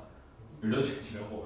밤에 잠깐 저녁에 와가지고 이제 교회 이런 데서 의자 이렇게 쭉 있고 침대 이런 것도 관에 들어가서 자는데 거기는 한 2-3천 원씩 내야 되고 1,000원을 내면은 1페니 싯업이거든요. 그래서 1페니를 내면은 교회 의자 쭉 이렇게 일렬로 있잖아요. 거기 앉아가지고 고개를 이렇게 기대고 조는데 줄을 이렇게 달아야 돼. 줄 이렇게 쭉 있어가지고 줄에다가 매달려 이렇게 자는 거죠. 그다음에 한 3-4시간 딱 자고 있으면 이제 기상 시간이야 일하러 가야지 하면서 줄을 짜는 겁니다. 그러면 이래가지고 이제 출근하러 가는 거지. 그렇게 살았단 말이야. 그러면 자본가들은 노동자들 엄청 착취하면서 불을 막 벌리고 말하니까 벤담 입장에서 벤담은 좀 생각보다 도덕적으로 살았어요. 공리주의 만든 사람. 지금 자본가들은 자유주의, 개인 자유 이런 거, 누나가 선택한 거잖아. 너네 그리고 내 개인 사유권을 보장해야 되니까 착취해도 된다. 이게 자본주의 논리거든. 이거를 애덤 스미스가 정당화한 거죠. 1776년에 국부론 쓰면서 정부는 어떻게 하는 게 아무 간섭하지 않고 개인의 경제 생활에 맡겨 놓는 게 사회적 경제적 부가 가장 많이 창출되고 사회적 효율성이든 개인의 효용이든 가장 극대화되는 형태로. 그러니까 가만히 내버려도 착취해도 괜찮아. 라는 게 국부론 논리고 자본주의 논리고. 너무 이거는 이제 노동자들이 너무 힘든 거지. 그거를 이제 거기에 대한 반발로 나온 게 사회주의야, 사회주의. 여기는 공동체 중심이기 때문에 사유재산이 없어요. 모든 사회주의 나중에 이상국가랑 나올 때 나오겠지만 유토피아, 마르크스 뭐 이런 거 사유재산 전부 다 부정하는 거예요. 거기는 사유재산 부정이 디폴트다. 왜냐면 공동체주의가 기반이기 때문에. 민주사회주의만 나중에 조금 민주주의 받아들여서 사유재산 제한적으로 인정해요. 그거 빼고는 다 사유재산이 없어. 그래서 여기는 이제 노동자들 입장을 대변하는 거. 그리고 사회주의 중에 좀 극진적인 게 공산주의인 거고. 그래서 이 사유재산 철폐하는 이상적인 사회를 혁명을 통해서 이룩해야 된다는 게 공산주의라서 가장 널리 퍼졌죠. 그래서 여기 이제 자본가들 논리를 대변하는 자본주의, 그다음에 노동자들 권리를 대변하는 사회주의 막 서로 싸우고 있어가지고 그 사이에서 조화를 이루려고. 야, 개인의 쾌락이 다 동일한 쾌락이고 자본가의 쾌락, 노동자의 쾌락 다 똑같은 쾌락이야. 그리고 그 전체 쾌락을 극대화하는 게 도덕적인 거예요. 개인의 입장도 좀 생각을 하면서 사회 전체 입장을 좀 고려하는 거죠. 자본주의와 자본주의와 사회주의의 조화를 추구하려 했다고 해요. 그래서 쾌락에는 뭐가 있으면 안 되냐면 질적 차이가 없어야 돼. 노동자들 쾌락이나 자본가 쾌락이나 동일한 쾌락이어야 되는 거야. 이렇게 이 논리를 전당하고 싶으면. 그래서 벤담이 모든 쾌락은 계산할 수 있어. 정신적 쾌락이든 육체적 쾌락이든 차이가 없어. 질적 차이가 없어. 똑같은 쾌락이야. 이렇게 얘기하니까 미리 벤담 제자거든요. 스승님 말대로 실제로 한 얘기는 아니고 내가 들은 이해인데 벤담 말대로 하려면은 쾌락살인마가 쾌락살인을 해. 근데 피해자가 너무 갑자기 끔살을 당해가지고 고통을 전혀 느끼지 못하고 죽었어. 그러면 도덕적인 살인이에요. 벤담은 어떤 입장인 거냐면 살인도 도덕적일 수 있어. 칸트는 절대 안 되죠. 도덕 법칙에 위배되는 거잖아. 인간을 죽이지 말라에. 근데 벤담 입장에서는 개별 살인마다 쾌락의 공리를 다 측정할 수 있다고 보거든. 일반적인 살인은 나쁜 거죠. 일반적으로는 사람을 죽이면 슬퍼하는 사람이 더 많을 거 아니야. 그 살인자가 느끼는 쾌락보다. 근데 그 벤담 입장에서 만약에 독재자를 살인을 해, 독재자를 죽이잖아. 그 역성혁명 이런 거 한단 말이야. 역성혁명하면은 그 한 명이 죽음으로 해서 주왕이 죽음으로 해서 더 많은 백성들이 기뻐할 거잖아. 그런 경우는 도덕적인 살인이야. 근데 이제 밀 입장에서는 우시 그러면 쾌락살인마의 캐릭터 도덕적이네. 스승님 그건 아닌 것 같습니다. 그래서 쾌락에는 질적 차이가 있어. 질적 차이가 있고 남을 돕는 쾌락하고 남을 죽이는 쾌락하고 남을 돕는 쾌락이 더 우월한 쾌락이지 당연히. 이건 어떻게 구별할 수 있는데 그럼 사람들이 두 가지 쾌락을 둘 다 경험을 봤을 때 더 많이 선택하는 쾌락이 질적으로 높은 쾌락이야. 그래서 경험론이에요. 경험을 통해서 질적 쾌락의 우위를 구분할 수 있습니다. 뭐 이제 살인하러 가는 사람보다는 이제 선행하러 가는 사람이 더 많은 거죠. 이쪽이 더 질적으로 우월한 쾌락. 근데 얘는 정신적 쾌락이 육체적 쾌락보다 더 우월하다고 봤단 말이야. 그래서 도서관에 10,000원을 준 다음에 도서관에 가서 책을 살래 아니면은 이제 떡볶이를 먹으러 갈래 하면은 도서관에 책을 보러 간다고 하는 사람이 더 많았을 거라고 생각하는 사람이에요. 밀은. 그래서 엘리트주의라고 비판받습니다. 얘는 배를 안 굶어봤다는 소리죠. 떡볶이를 배를 대다수는 이제 산업혁명식에서 배를 굶고 있는데 배를 굶으면 저급한 쾌락을 찾으러 가겠죠. 여튼 그런 내용이라서 그렇게 나오는데 벤담이 야 이거 쾌락 전문가 아니신가? 나 배부른 돼지인데 미리 얘기하거든. 배고픈 소크라테스보다 배부른 돼지보다 배고픈 소크라테스가 되라고. 그래서 여기는 양적으로 적더라도 질적으로 높은 쾌락을 추구해야 되는 거야. 근데 그거 이제 이 자유론 미리 자유주의자인 동시에 공리주의자이기 때문에 자유론을 책을 썼어. 그래서 벤담은 이렇게 얘기하잖아. 자유주의라고 얘기하잖아요. 밀은 자유주의라고 얘기가 됩니다. 스스로 자유주의 자체였기 때문에. 그래서 난 배부른 돼지인데 말면서 까고 있는 거. 내가 롯데월드 가서 저급한 쾌락을 누리는 동안 넌 저기 들어가서 개노잼 책을 읽으면 고급 쾌락을 누리려. 이렇게 비판하고 있는 거지. 이거는 그냥 걔들이 근데 벤담이 밀을 댄다. 벤담이 밀을 댄다. 가짜 공인은 죽어야 돼. 이렇게 얘기하고. 다음 트롤리 딜레마인데 알죠? 트롤리 유명한 딜레마 실험입니다. 가만히 레버를 두면은 5명을 치러 기차가 달려가. 근데 이거를 내가 레버를 당기면은 한 사람이 죽을 거예요.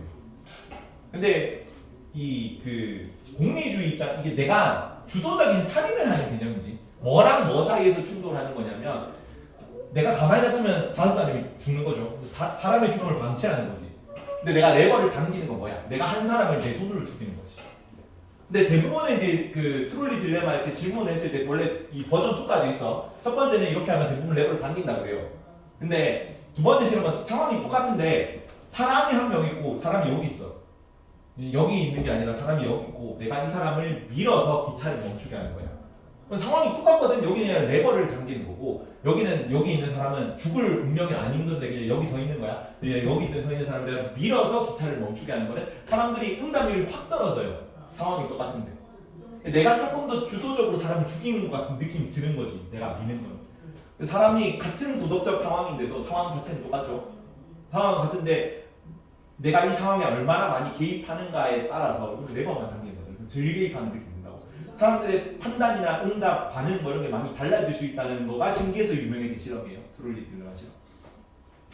근데 어쨌든 여기는 공리주의 입장에서는 죽여야 되는 거죠. 이거는 더 많은 공리가 증진되잖아. 5명 살리는 게. 근데 칸트는 레버 당기면 안 되죠. 사람을 죽이면 안 되니까. 자, 그래서 제레미 벤담 like that 이렇게 당기고 칸트 didn't like that. 이러면 사람을 죽이는 거니까 좋아하지 않겠죠. 이런 내용이고. 오케이. 자, 공리주의 조금만 들어가다 마치겠습니다. 공리주의, 행위 공리주의고. 벤담은 양적 공리주의 얘기해서 사람이에요. 자, 공리의 원리 많이 나옵니다. 뭐라 그래요? 1학년 때부터 나왔죠. 이거는 최다체행이다. 최다체행. 최대다수 최대행. 나무양 그 자연법 1원리가 뭐였니? 선행악비.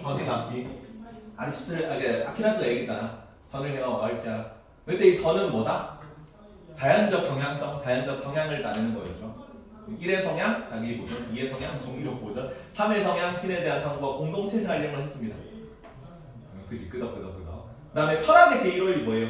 철학의 제1원리는 뭡니까? 나는 생각한다. 나는 생각한다? 고로 존재한다. 그거. 요것도 같이 외웁니다. 공리의 원리, 최대한수, 최대 행복이다. 쉽죠 이거는? 되게 칸트는 내용이 좀 어려운데 내용 자체가 약간 설득구 기질이 있어가지고 막 자기 혼자 세계관 설정하는데 여기는 되게 명확해요.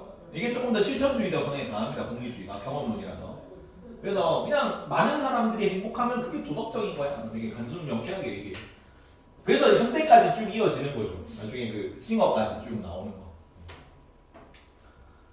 자, 최다체인 사회적 유용성을 증진시키는 행위가 우리 또 적어놨나 저번 주에 적었는지 모르겠는데 유용성이라는 단어가 나오면은 효용이라든가 쾌락이라든가 공리라든가 같은 말로 쓰입니다. 혹은 행복까지도 같은 말이에요. 같은 맥락의 단어로 사용됩니다. 효용이 높은 거, 더 많은 쾌락을 주는 거, 더 많은 공리를 증진시키는 게 더 많은 유용성을 주는 거고 그게 더 많은 행복을 창출하는 거다. 이게 다 그냥 공리주의 키워드야. 유용성, 효용, 쾌락, 공리, 행복 이런 거. 그래서 최대 다수의 유용성, 효용, 쾌락, 공리, 행복을 증진시키는 것이 도덕적이라고 보는 거지. 그리고 벤담은 아까 얘기했듯이 모든 쾌락은 양적 차이만 존재한다 그래요. 그래서 쾌락을 계산할 수 있습니다. 7가지 쾌락 계산. 오산법만 외우면 될 것 같다. 오산법만. 근데 내가 계속 강지압근 다순법, 강지압근 다순법 이렇게 할 거라서 뒤에 읽을 수도 있고요. 7가지 계산 기준을 제시했는데 로스의 아까 7가지 조건 부분은 안 나와요. 참고로 알아두면 되고 여기는 2가지는 좀 알아둬라. 강도랑 지속성만 좀 알아두십시오. 강도랑 지속성.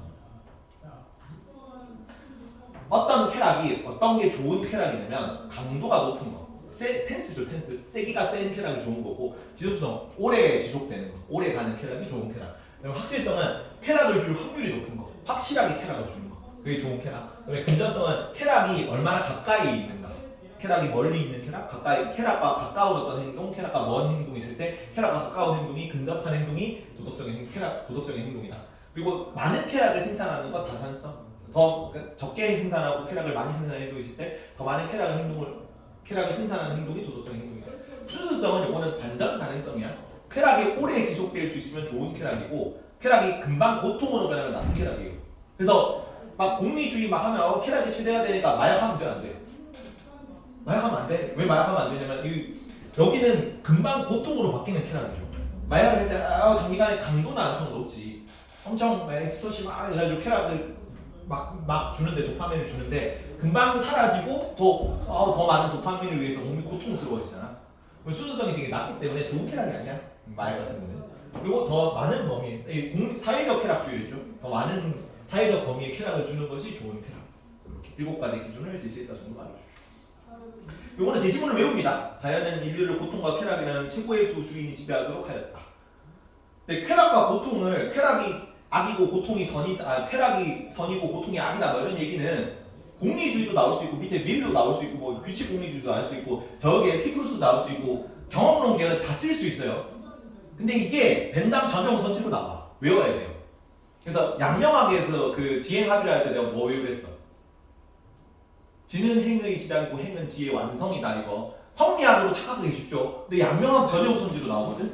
여기도 이게 벤담이라는 좀 키워드가 약해. 특정하기가 벤담이 좀 힘들단 말이야. 쾌락과 고통이라는 주인이 지배하다 보니까 밀도 되지 사실. 근데 이게 벤담 전용으로 이게 벤담 입장을 묻는 걸로 나오기 때문에 외워야 된다. 이거랑 만약에 에피쿠루스 입장으로 이거 낸 다음에 에피쿠루스 입장이라고 선지가 나올 거거든? 틀려요 그럼. 벤담 전용 선지라서 이거는. 이해가죠? 이런 건 따로 외워야 됩니다. 자, 쾌락의 질적 차이를 무시한다. 비판을 받겠죠 아까 쾌락 살인 뭐 이런 거 얘기했잖아. 뭐 이제 쾌락 살인마의 쾌락이 도덕적인 살인인가 뭐 이렇게 비판을 받기 때문에 그래서 미리 질적 공리주의라는 걸 얘기하는 거죠. 미리 질적 공리주의. 벤담의 쾌락주의를 비판적으로 계승했다고 합니다. 공리의 원리를 인정하는 거야. 그러면 그 공리의 원리 최대다수 최대 행복을 추구해야 된다 할 때 벤담 밀 입장에서 A, B, 기운, 니은, 디귿 이렇게 맨날 나오거든요. 공리의 원리가 벤담이 있을 때 벤담이고 밀일 때 공리의 원리는 기읍에 들어가야 돼, 니은에 들어가야 돼. 니은에 들어가야 돼. 그러면은 자 질적으로 높은 쾌락인데 쾌락의 양이 작아. 질적으로 높은 쾌락인데 질적으로 낮은 쾌락인데 쾌락의 양이 많아. 밀 입장에서 1번 따라야 돼, 2번 따라야 돼. 질적으로 높고 양이 작고, 질적으로 낮고 양이 많아. 뭐 따라야 됩니까? 최대다수 최대인국 따라야 된다며. 뭐 따라야 돼? 1번 따라야 돼. 질적으로 높은 쾌락을 따라야 되는 겁니다. 근데 이제 이거는 쾌락의 질적으로 같은 쾌락일 때는 쾌락의 양을 많이 따르라는 얘기야. 질적으로 높은 쾌락이 있고 질적으로 많은 거, 양적으로 많은 거, 양적으로 적은 거, 양적으로 많은 게 있어. 이거 따라야 되는 거죠. 이해가죠? 질적으로 낮은 쾌락이 두 개 있을 때 양적으로 크고 양적으로 적고 이런 거 있을 때 이거 따라야 되는 거지. 근데 요거 두 개 충돌할 때는 요거 따르라고. 질적으로 높은데 양이 작은 거 따르라고. 근데 이거는 공리의 원리잖아. 최대다수 최대인국이잖아. 그지? 양을 무시하라는 얘기가 아닙니다. 양도 고려하고 질도 고려하라는 얘기지. 그래서 공리의 원리를 계승해요. 오늘 인정합니다. 비판적으로 계승했다고 합니다. 하지만 얘는 질적 차이가 있기 때문에 무슨 쾌락이 정신적 쾌락이 감각적 육체적 쾌락보다 우월합니다. 뭐랑 공통점? 에피쿠루스도 공통점으로 자주 나와요. 에피쿠루스도 뭐 얘기했어? 순간적, 뭐 감각적, 뭐 육체적 쾌락보다는 정신적, 지속적, 그 검소한 쾌락, 유지 가능한 쾌락 이런 게 더 좋다고 봤다. 그런 거. 정신적 쾌락이 우월하는 거야, 둘 다. 그리고 이건 어떻게 구분한다? 합리적 인간이라면 누구나 경험을 통해서, 빈칸 뚫어놨어야 되는데 경험을 통해서 질적 쾌락이 우월함을 인식합니다. 그리고 질적으로 높은 쾌락은 양적으로 많은 쾌락이 아니야. 오답선으로 나올 거예요. 질적으로 높은 쾌락은 반드시 양적으로 많은 쾌락이 아니야. 51 보다. 그래서 질적으로 높은 쾌락의 충향을 높이는 게 목표예요. 여기는 질적 공리주의겠죠. 그래서 양적으로 작더라도 쾌락의 질이 높으면 돼. 배고픈 돼지보다 배부른 돼지보다 배고픈 소크라테스가 되는 게 낫죠. 그래서 이 정식 전체 메뉴는 이거다. 만족한 돼지보다 불만족한 인간, 만족한 바보보다 불만족한 소크라테스 이게 낫다고 그랬어. 그래서 엘리트주의로 그런다는 비판을 받을 겁니다. 다음, 이거는 이제 전체 고전적 공리주의, 행위 공리주의에 대한 내용이다. 그래서 공리의 원리를 행위의 결과에 적용해요. 결과. 개별 행위구나. 그냥 개별 행위에 적용하는 거.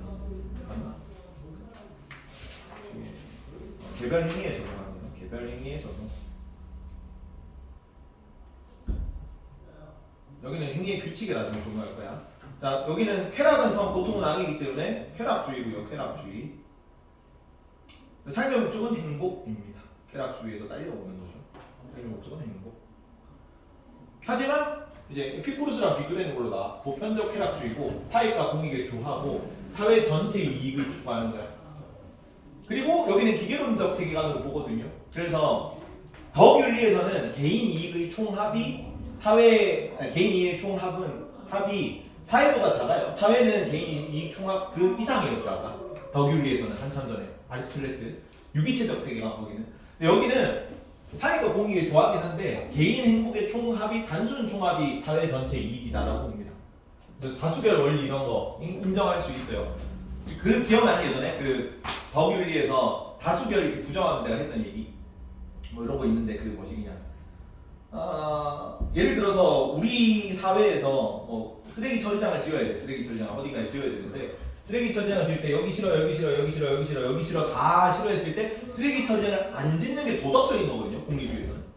거기는 사람들이 그렇게 결정을 한 거죠. 그래서 쓰레기가 우리 한반도 전체에 다 굴러댕기더라도 그 쓰레기가 굴러댕기는 게 우리 지역에 쓰레기 처리장을 짓는 것보다는 더 낫다고 생각하는 거야. 이게 더 도덕적이라고 보는 거야. 근데 덕윤리에서는 개인 이익의 사회는 개인 이익 총합 그 이상이잖아. 그래서 쓰레기가 개인이 조금 싫어할 수 있지. 개인 이익 전체 이익이 감소할 수 있지만 쓰레기 처리장을 어딘가에 짓는 게 우리 사회 전체적으로 좋은 거잖아, 당연히. 그럼 여기서는 쓰레기 처리장 짓고 여기는 뭐 화장장 짓고 여기는 방사능 폐기물 뭐 처리장 이런 거 짓고 조금씩 희생해서 우리 사회가 더 나아지는 게 도덕적인 거야. 그래서 다수결을 싫어할 수 있습니다, 덕윤리는. 근데 공리주의는 그냥 단순 총합의 이익만 크면 되잖아. 그래서 여기는 다수결을 인정할 수 있겠죠. 미리 자유주의 옹호하면서 민주주의, 자유주의 하면서 다수결을 이렇게 다 인정하거든요. 짠.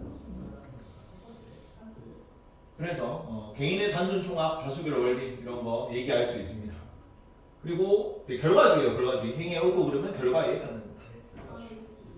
이거는 벤담 밀 합쳐서 고전적 공리주의 얘기하는 겁니다. 여기 나오는 얘기들은. 여기는 칸트랑 비교했을 때 칸트는 동기가 더 중요한데 여기는 행위의 결과가 더 중요하다.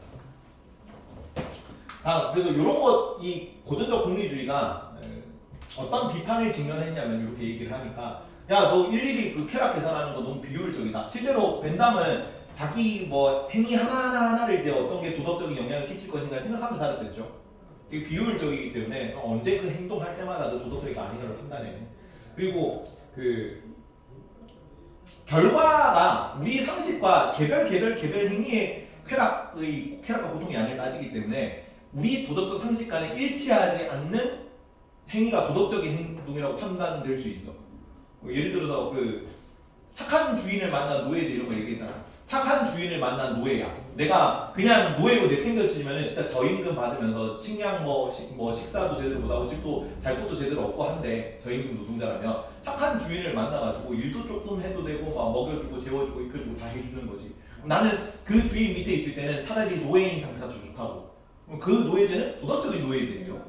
우리 근데 노예제는 나쁜 거라고 생각하잖아. 개인의 자유가 없고 우리 도덕적 상식과 일치하지 않잖아. 그 개별행위 하나라는 거. 그래서 노직 그 작년에 롤스 노직할 때 그 노직이요. 노직이 제시했던 실험이 있는데 공리 괴물 사고 실험이라고. 여기는 그 원래 사람은 쾌락을 이렇게 올라가면은 이제 어떤 쾌락 한 번, 두 번, 세 번, 네 번 투여하면 쾌락의 역치가 높아져가지고 쾌락의 양이 줄어. 짜장면 한 그릇 먹을 때는 10, 쾌락 이거 줄죠. 커피를 마시고 목이 막 강렬해서 목이 말라면서 시원해가지고 시원해 하다가 좀 시원한데 이제 그만 이렇게 되는 거지. 근데 가상의 공리 괴물은 아무리 쾌락을 많이 투여하더라도 쾌락의 그 역치가 높아지지 않아. 그러니까 쾌락이 계속 똑같이 올라간단 말이야. 그러면 짜장면을 줄 때 모든 사람에게 짜장면을 계속 이렇게 나눠주는 게 아니라 어떤 게 효율적이냐면 여기 짜장면 한 그릇씩 주고 그 남은 짜장면 전부 다 얘한테만 다 주는 게 쾌락의 중량이 가장 높죠. 이게 다른 사람들한테 최소한의 먹을 정도로 생존할 정도로의 식량만 주고 나머지는 전부 다 이 가상의 괴물에게 투여하는 게 도덕적인 거야. 우리 도덕적 상식과 일치하지 않죠. 그래서 도덕적 상식과 어긋날 가능성, 쾌락 계산의 비효율성, 이게 행위공리주의의 단점이에요. 기존에 있던 공리주의. 그래서 규칙 공리주의가 나와가지고 뭐라고 얘기하냐면 헤어라는 사람이에요. 교과서는 안 나오는데 공리의 원리를 행위의 규칙에 적용합니다. 위에는 개별 행위에 적용하는 거고 규칙 공리주의는 행위의 규칙에 공리의 원리를 적용해요.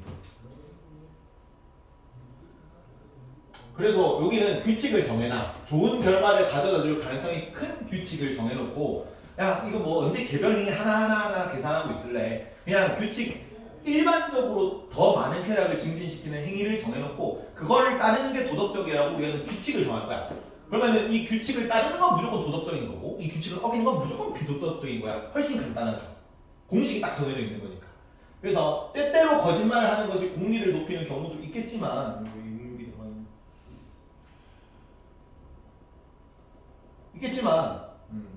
그래서 선의의 거짓말이 있을 수 있죠. 오빠 오늘 바뀐 게 없어? 살이 좀 빠졌나? 뭐 이런 거 있잖아. 그런 거. 그 선의의 거짓말 하는데 그런 거짓말이 도덕적인 거짓말일 수 있거든요. 근데 그 언제 거짓말이 하나가 선의의 거짓말인가 나쁜 거짓말인가 이렇게 면을 판단하고 있을까? 그냥 거짓말을 하는 건 대체로 공리를 감소시키기 때문에 대체로 그래서 거짓말은 안 된다는 규칙을 정해놓고 거짓말을 하면 그냥 무조건 비도덕적인 거야. 이렇게 보는 거죠. 그러다가 이제 최근 공리주의다. 최근 공리주의. 시모가 선호 공리주의자로 나와요. 요새는 뭐 쾌락 공리주의로 전환했다 막 이런 평이 많긴 한데 옛날 교육 과정이기 때문에. 자, 공리의 원리를 어디에 적용하냐면 개체의 선호에 적용하는 공리주의입니다. 고정적 공리주의의 쾌락보다 더 포괄적이고 다양한 욕구를 반영할 수 있습니다. 뭐를 생각하냐면 개체의 선호잖아. 그러면 종마다 그래서 그 싱어 공리주의 너도 안 배웠지만 생명에 나오죠. 싱어 공리주의 할 때 쾌고 감수 능력은 동일하게 가지지. 근데 뭐는 달라 종마다. 이익 관심은 달라. 그지? 그래서 고양이는 뭘 주면 좋아하고 추루를 주면 좋아하고 제티는 뭘 주면 좋아하고 할매가를 주면 좋아하는 거예요. 나한테 추루를 준다고 해서 내가 막 좋아 말하면서 하지 않죠. 고양이한테 커피 줘도 뭐 그냥 그럴 거잖아. 그래서 소를 침대에서 재울 필요가 없다는 얘기입니다. 고양이한테 투표권을 줄 필요가 없다고. 그래서 동일한 권리, 동일한 대우 이런 걸 하지 않아. 그래서 개체의 선호를 쾌락은 다 동일하지만 개체의 선호를 여기는 개체의 선호라는 건 조금 더 장기적인 거야. 그 종이 원하는 무언가. 요거를 개별적으로. 그러면 이런 걸 하니까 다양한 욕구를 반영할 수 있겠죠. 예전에는 그냥 단순히 쾌락 이것만 끝났잖아. 근데 어떤 걸 좋아하니까 거기에 맞는 걸 해주자는 겁니다. 그래서 조금 더 포괄적이고 조금 더 다양하고 조금 더 디테일하고 구체화됐어요. 이전보다. 그래서 선호를 최대한 만족시키는 행위가 좋은 행위예요. 예전에 행위공리주의는 그냥 초콜릿이 쾌락을 주잖아. 근데 초콜릿이라는 쾌락이 선한 거죠. 쾌락을 주니까. 근데 초콜릿은 맛은 있지만 뭘 해쳐 장기적으로. 너무 건강에 안 좋은 식품이잖아. 그러면 우리 개체의 선호는 뭐야? 건강하고 오래오래 사는 거예요. 그러면은 초콜릿이 아니라 건강을 위해서 초콜릿을 먹지 않는 게 개체의 선호를 존중하는 거야. 그래서 요거를 고려하는 얘기지. 자, 근데 여기도 똑같은 문제가 있어요. 개인 간 선호의 충돌 시 나는 이걸 하고 싶어, 너는 이걸 하고 싶어. 같이 뭔가를 해야 되는데 서로 다른 걸 원해? 어디 걸 우선할 거야? 모르죠. 여기도. 어떤 개체의 선호가 더 좋은 선호인지를 판별하기 애매한 부분이 있어. 주관적인 거기 때문에. 개별적인 거 다양한 욕구를 반영할 수 있지. 다양하기 때문에 어느 게 더 우선하는지를 결정하기 어렵다는 거죠. 그리고 비도덕적인 것도 선호할 수 있잖아. 우리가 요 위랑 똑같은 거죠. 행위공리주의가 개별 해결다니까 비도덕 사이즈가 일치할지 아닐지 할 수도 있는데 여기는 선호를 충족시키는 게 좋은 거라며. 근데 그 선호가 우리 상식에서 좀 비도덕적인 것만 어쩔 건데 그런 한계를 가져요. 마지막 싱어가 선호 공리주의자로 나오기 때문에 쾌락과 고통을 느끼는 모든 개체의 선호를 동등하게 고려한다. 그래서 이평등 고려의 원칙은 창조에서 계속했습니다. 이평등 고려의 원칙이야. 동물에게도 공리 원리를 적용해서 도덕적 배려의 권리를 확대한다. 동물 중심주의자로 나오죠. 동물 권리, 동물 해방론이라는 책을 썼고요. 끝. 공리주의까지. 더 중요한 건 이게 굉장히 중요합니다. 음모론 결과론 비교죠. 음모론이 칸트 음모론하고 공리주의 비교인데, 자, 음모론에서는 칸트주의, 결과론에서는 공리주의고 그냥 칸트주의라고 불러요. 그래서 이름 그 자체가 주의가 된 남자 이렇게 부르는데 멋있죠. 칸트 정도 되면은 내 이름 따가지고 제티주의 뭐라고 할 수 있는 거죠. 그래서 칸트주의, 칸트고 칸트랑 나중에 로스는 현대의 음모론자라서 여기로 같이 보진 않고 공리주의는 누구? 벤담이랑 밀이었죠. 벤담하고 밀. 도덕 판단 기준은 여기는 무슨 결과주의야, 동기주의야? 어디가 더 중요했다? 동기가 더 중요하다. 행위의 동기를 중시하고 동기. 여기는 행위의 결과를 중시할 거야. 동기가 중요하기 때문에 만족감, 경향성을 따는 거죠. 경향성을 추구하는 도덕적 행위는 윤리적 행동이 아니다. 도덕적 행동이처럼 보일지라도 그게 선의지에서 비롯되었는가, 경향성에서 비롯되었는가만 중요하다. 여기는 결과만 중요하기 때문에 중요합니다. 행위 자체는 가치가 없어요. 행위 자체는 어떤 행위라는 거는 그 결과가 어떤 결과가 나온지를 모른다면 그 행위 자체에 대한 선악 판단을 내릴 수가 없습니다. 그죠? 그 행위가 어떤 똑같은 행위일지라도 그게 더 좋은 결과를 내면 도덕적 행위가 되는 거고 똑같은 행위인데 나쁜 결과를 만들어내 그러면 비도덕적 행위가 되는 거야. 이렇게 좀 중요하다. 행위 자체는 가치가 없고 결과를 위한 수단으로서의 의미가 가지고 있습니다. 근데 공통점은 뭐냐면 행위 중심윤리예요. 행위 중심윤리고 도덕적 행위를 규정하는 그래서 행위가 있기 때문에 보편적 도덕 원리가 존재합니다. 보편적 도덕 원리인데 칸트 같은 경우에는 도덕 법칙이고 공리주의 같은 경우는 공리의 원리죠. 요거를 따르는 게 선한 거야. 도덕적 행위를 규정하는 원리인 거죠. 근데 덕윤리는 저번에 뭐라고 했어요? 행위자 중심윤리였다. 행위자 중심윤리. 보편적 도덕 원리가 여기는 없다. 뭐만 있을 뿐이다. 도덕적 행위자만 있을 뿐이죠. 그리고 사회마다 도덕적 행위라는 게 달라질 수 있잖아. 그냥 그 사회에서 덕 있는 사람, 유덕자가 하는 행동이 도덕적 행위가 되는 거죠. 그 행동은 사회마다 달라질 수 있는 거니까 그래서 도덕 원리 같은 건 있을 수가 없는 거죠. 일단 도덕적 삶인데 칸트 같은 경우는 경향성을 극복하고 뭐에 따른다? 선의지에 따르는 삶이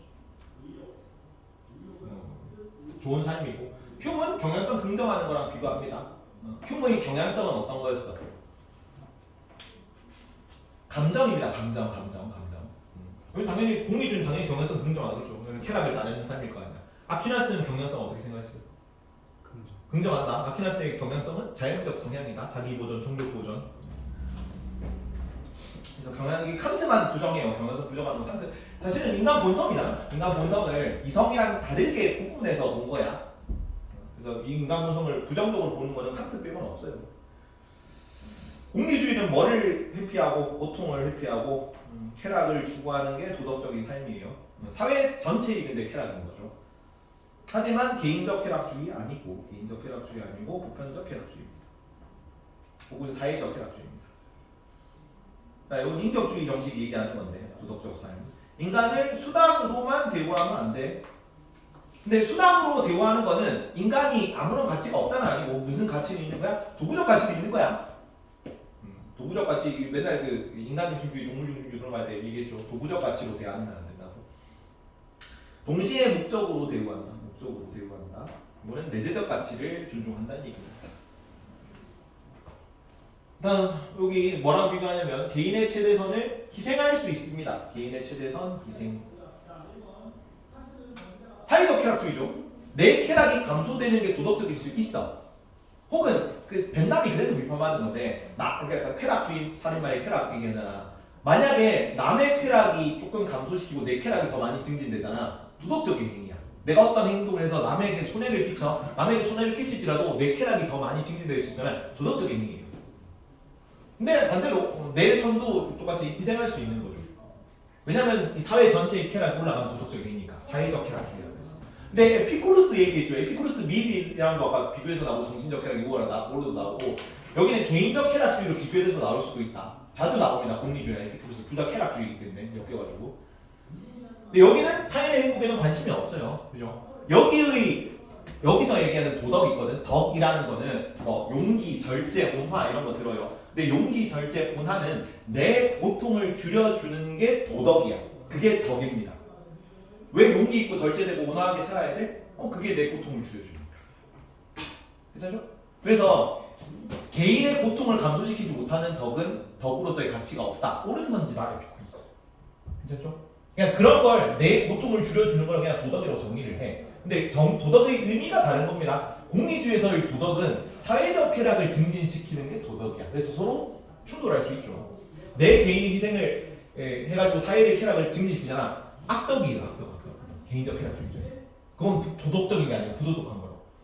나에게 고통을 줄여주지 못하는, 나에게 고통을 주는 거다. 이사는 고통을 주는 그 덕이라면 그 덕은 가치가 없는 거죠. 근데 공리주의에서는 가치가 있고 도덕적 행위를 줄 수 있는 거지. 행복론에서 음모론 칸트의 행복은 쾌락. 잠깐만. 바뀌었다. 미안하다. 이씨. 내가 어제 만들어가지고. 여기서 이렇게 간다. 이렇게. 칸트인데 칸트니까 복지 처지에 대한 만족감입니다. 바꿔놓을게요. 이거는 복지 처지에 대한 만족감. 칸트 행복. 도덕은 뭘 따르는 거?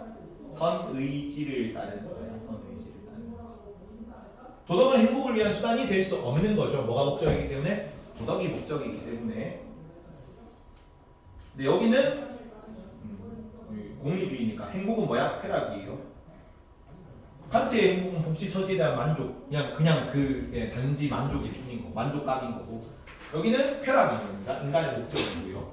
도덕은 최대다수 최대 행복을 증진시키는 거, 최다 최행을 증진시키는 게 도덕이야. 그리고 도덕은 행복을 위한 수단이 맞습니다. 그래서 쾌락이 목적, 행복이 목적입니다. 행복이 목적. 공통점은 둘 다 개인 행복과 도덕적 행동이 양립 가능하다는 거니까 양립 가능하다. 이런 게 다 교집합으로 나오고 공통선지고 이런 게 다 비판하는 걸로 나오겠죠. 차이점. 자, 현대적 계승에서 음으로는 무슨 공리주의 행위 규칙이니까 규칙 공리주의. 개체의 선호니까 선호 공리주의로 계승될 거고요. 자, 칸트는 이제 로스 얘기했던 거 조건부 의무론입니다. 조건부 의무론. 여기는 직관에 따라. 그래서 직관적 의무라고도 해줘. 직관에 따라 공간 우선도가 분배된다. 이런 내용을 했습니다. 끝. 어려운 거 다 지나갔고 공리주의 선지만 보고 마칩시다. 자, 공리주의죠. 공리주의. 다시 재현아. 자, 공리주의에서는 사회적 유연성의 산출을 도덕과 입법의 원리로 삼아야 한다고 보았을까요? 네. 맞아. 이거는 그 사회적 유용성이라는 게 최대한 수행 올려주는 거 얘기하는 거죠. 그게 도덕의 기준이 되고 법도 거기에 따라 만들어야 된다고.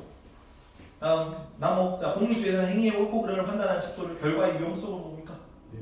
결과만 중요한 거다. 다음 지윤이. 자, 공리주의에서는 정신적 쾌락은 감각적 쾌락과 달리 양적 계산이 불가능합니까? 아니지. 정신적 쾌락도 있고 육체적 쾌락도 있는데 전부 다 쾌락 질적 차이가 없는 거죠. 정신적 쾌락이 육체적 밀은 있다고 봤고 벤담은 쾌락 차이가 없기 때문에 다 계산은 가능하다고 봤잖아. 근데 그 밀도 질적 쾌락이 우월하대. 근데 계산 가능했잖아요. 큰 쾌락이 있고 작은 쾌락이 있었습니다. 다 계산 가능해요. 정신적 쾌락, 육체적 쾌락 전부 다 계산이 가능하다. 불가능하다고 본다 X입니다. 다시 나모. 자, 공리주의에서는 인간이 다른 사람들의 선을 위해 자신의 최대선을 희생할 수 있다고 봅니까? 맞지. 자기 희생은 도덕적인 거였다 보고요. 쾌락주의지만 자기 고통을 늘리는 행동이 가능할 수 있어요. 그게 도덕적이기 때문에. 재현이. 자, 밀과 에피쿠로스 공통점. 행복해지기 위해 공적인 삶을 멀리해야 됩니까? 아니야. 에피쿠로스 맞아요? 에피쿠로스 맞잖아. 에피쿠로스 개인주의. 그 저기 쾌락 금욕의 쾌락적인 얘기했잖아. 내가 원하는 주변에 친한 사람들끼리만 모여가지고 저 산속에 처박혀가지고 막 철학적 얘기 나오고 뭐 식사하고 다과회하고 막 이런 거 그런 게 이상적인 삶이라고 본 거고 평소에는 그렇게 살았어. 그래서 개인적 쾌락주의이기 때문에 공적인 삶을 멀리해야 되고 스토아파가 공적 의무 참가지. 운명에 따르는 거잖아. 운명 문자네 거기. 그래서 에피쿠로스만 맞다. 행복해지기 위해 공적인 삶을 멀리해야 되는 거. 여기는 밀은 사회적 쾌락주의죠. 사회적 쾌락주의는 공적인 삶을 멀리하면 안 되지. 그지? 사회적 쾌락주의. 그래서 X입니다. 지훈이. 밀과 에피쿠로스 공통점. 행복한 삶과 도덕적 삶은 별개의 것이 아니다. 맞니? 별개의 것이 아니고 여기는 행복한 삶이 도덕적 삶과 그 자체입니다. 내 개인의 행복이랑 도덕적 삶이 완전히 일치해. 에피쿠로스 같은 경우는 밀은 행복한 삶이 약간 희생될 수도 있어요. 사회 전체의 행복을 증진시킨다면. 근데 나머지 사람들의 행복도가 똑같다면 내 행복을 올리는 게 도덕적인 거예요. 그래서 도덕적 삶이 별개의 것이 아닙니다. 둘 다. 여기는 뭐 완전히 일치한다 그러면 도덕적 삶과 행복한 삶이 완전히 일치한다면 밀은 다를 수 있지. 내가 희생해가지고 행복이 좀 떨어지더라도 도덕적인 삶을 살 수 있거든. 근데 별개의 것이 아니다는 말이죠. 별개의 것이 아니다. 근데 저랑 벤담, 칸트 공통점 이런 거 자주 나옵니다. 나모. 자, 행위의 옳고 그름을 규정하는 보편적 원칙은 존재합니까? 존재하잖아. 벤담은 뭐야? 공리의 원리. 칸트는 도덕 법칙. 이렇게. 그래서 둘 다 그냥 행위 중심 윤리되지. 그러니까 옳고 그름을 행위의 옳고 그름을 규정하는 원칙이 있다고. 보편적 도덕 원리. 재현이. 자, 도덕적 행위는 행위자의 행복과 무관할 수 있습니까? 도덕적 행위는 있어요. 벤담은 칸트는 왜 행위자의 행복과 무관할 수 있지? 상관이 없다 그랬지. 도덕적 행위라는 거냐 도덕 법칙을 따르는 거지 내 행복과는 아무 상관이 없는 거야. 우연히 겹칠 수는 있는 거라도 양립할 수 있는 거라도. 맞죠? 그럼 벤담 입장에서 왜 행복과 무관할 수 있어요? 개인의 선이 희생되는 게 도덕적일 수 있어. 그렇지? 그래서 내가 행복하지 않을 수 있지만 행복하지 않더라도 도덕적일 수 있다고. 도덕적 행위는 무관할 수 있는 거죠. 이런 거 이제 작년 도선거 통사에 나왔던 거 가지고 뭔 통사 시험 이런 걸 내놨으니까 선생님이 지금 가져왔는데 94번 지훈이 벤담 칸트 공통점. 자, 행복과 도덕은 양립 가능합니까? 양립 가능하죠. 이건 여러 번 나왔고요. 하나 더 하십시오. 행복은 도덕적 삶을 위한 목적이 될 수 있습니까? 벤담 칸트 공통점? 안돼. 누가 안 되니? 칸트가 안 돼. 벤담은 돼요? 벤담은 돼. 오케이. 목적이 될 수 있다. 칸트 때문에 틀렸습니다. 끝. 근데 철학이 다 끝났고요. 현대 철학은